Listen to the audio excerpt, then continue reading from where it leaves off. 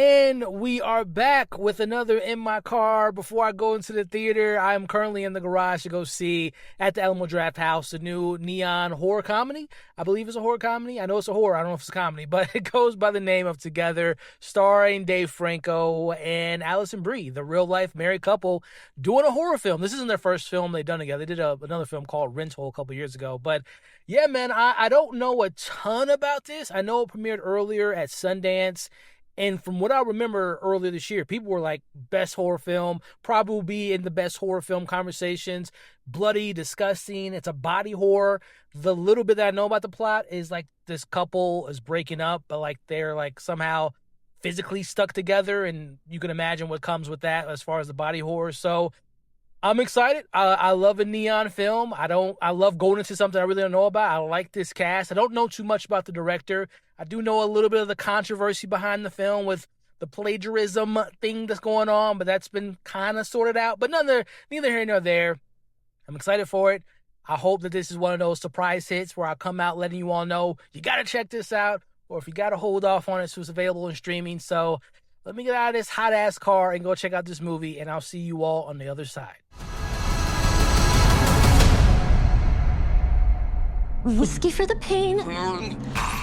And we are back. Just got done seeing the new, as I said up top, horror comedy by the name of Together. I enjoyed it for the most part. This was a lot more of a comedy than I was anticipating, which we'll get into here in a second. But before we get into my thoughts, hit the like button, leave your thoughts in the comments below, consider subscribing, all that YouTube stuff. I would appreciate it. So, Together, without giving too much away, skip the next 10, 15 seconds if you don't want to know anything about the film. But basically, the film follows this couple that's been together for about a decade or so. And they're at this point, trust me, this film hit a little bit closer to home than I anticipated.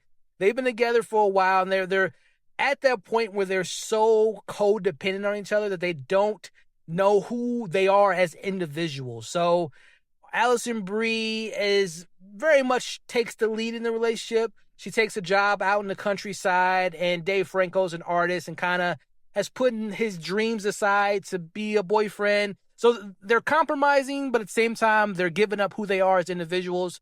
So on this new adventure, this new side of their lives, they come across this mysterious supernatural situation that bonds people and things together, and I'll just leave it at that. So, positively speaking, it's rare that you see a husband and wife working so intimately together in a film. Like, normally you hear the scandals of, like, someone falling in love on set or, you know, having an affair, but they've been married and together for pretty long now, and that chemistry is on screen. Like, the natural charisma, the relationship, the highs and lows are all on display, and it really helps this film. Like, you buy into the relationship. Again, the stuff that works within the relationship, the stuff that doesn't work, and you can see each side of the perspective of where Dave Franco's character is coming from, where Alison Brie's coming from, and the truth and everything in between in the relationship. So I really like the relationship element about the film. It really plays well, and it helps that they have natural chemistry.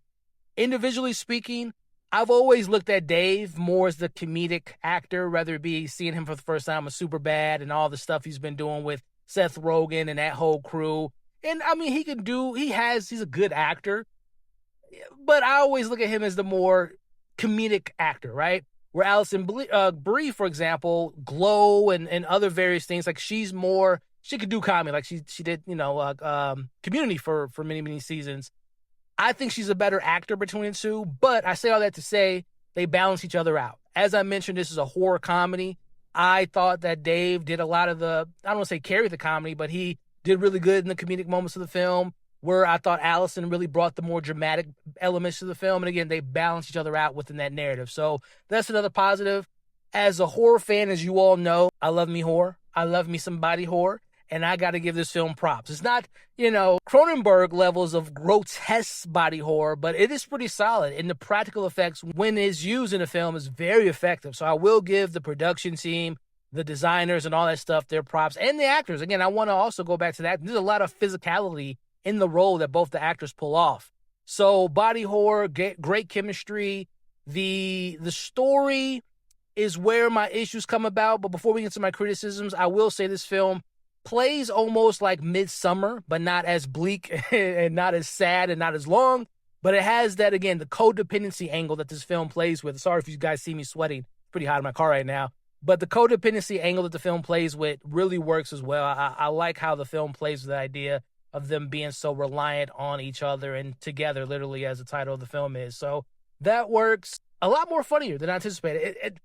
I'm not the biggest horror comedy fan. It's like there's a really thin line as far as where my patience kind of is like, all right, it's really a comedy, not a horror. But I would say this is more of a creepy horror film. Like there's moments that's creepy, but I don't think it's a straight up horror. So if you're nervous about being frightened, yeah, I think you'll be fine. But I will say, if you're kind of a squeamish person with the body horror, that's when you might have to turn your head or close your eyes. But getting into my negatives, I thought the film missed out on the opportunity to really explore these characters and their past and their traumas, in particularly Dave Franco's character. And I won't give it away, but I mentioned Midsummer, he has something that happens to his parents that affects him that they really kind of lean into in the first half, but it kind of dissipates as the film goes along. I wish they would explore that a little bit further, as well as explored the difficulties in their relationship on where they are right now in their relationship. Wish that was fleshed out more.